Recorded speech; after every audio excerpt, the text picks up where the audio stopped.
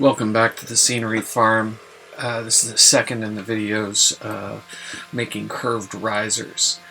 I'm just jigsawing out the parts, the sweeps, both the kick sweep and the lid sweep. What you can't see to the right is my offcut bench, or the table saw outfeed bench, and I'm resting one half of the sheet on that as I cantilever it from my bench. And now I'm just cutting out the sweeps, and there's fat 1/16 of an inch of plywood remaining, holding that together. This is one of those moments where you have to pay attention where the edge of the bench is. Those of us who've done this kind of thing, I think every single one of us have nicked their bench with their jigsaw. It's never a proud moment, but you know, it does happen. I will eventually get to putting dog holes in this bench. I'm just, too busy building, and clamping the edge so far has worked just fine. If I need dogs, I go to my old schooly workbench with the vices and the dogs in it, but I'll eventually get to this one. The remaining wood on both of those pieces needs to be routed off. This is all very rough cutty, and once I'm done this, I will cut up the excess, the waste, and move on to flush trimming off the remaining bits of wood that held this all together. I have a bit more dust happening in this world, so this router doesn't have really good dust collection. So I put the old mask on. Oh, don't break that. Don't break that. That's a bit delicate, and it'd be annoying to have to replace that. So, yeah, this router doesn't have great dust collect, but I love a de-handled router. I really, really wish there were more of them readily available outside of kits.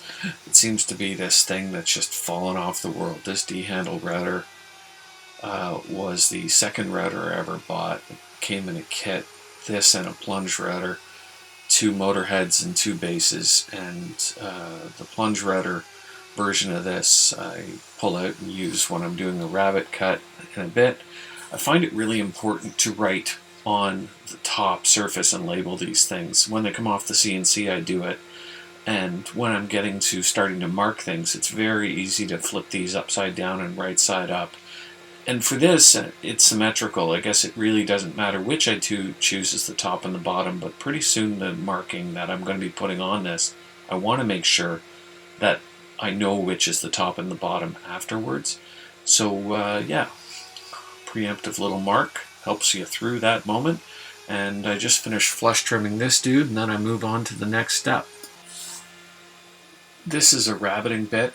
The bearings there you can get in a kit with the cutting head, and you can change those bearing sizes so that you actually can go deeper or less deep. If you use a bigger bearing, you go less deep, and smaller bearing, and you go deeper, and you can obviously adjust the height of it with respect to the base of the router. I'm clamping these 2 parts together because I have to do 2 operations. Again, there's my labeling, because it's now has a relationship, or very soon it will have a relationship with the nosing on the top of this riser. Clamp these 2 in place just to hold them, obviously, and then I scribe the ends because the sweep for the kick is too big. I just scribe along the edge of the top, scribe there, as I'm going to cut that off. And the next part of it is I have to put little, I'm going to call them studs, vertical members. And this measurement, it doesn't really matter. Like, I go about every foot. Getting it exact every foot isn't my goal. What my goal is to have the top and the bottom line up. And this works out so about every foot I have one of these pieces, and that I just wanted to double check the end there. And to actually line them up properly, I then take a little wee square and I'm putting an X on one side of the line, so I remember that it works out just on the far side there almost perfectly if I put, instead of centering it on the edge. Now I transfer that line down to the nosing of the top riser and the nose of the kick sweep on this riser.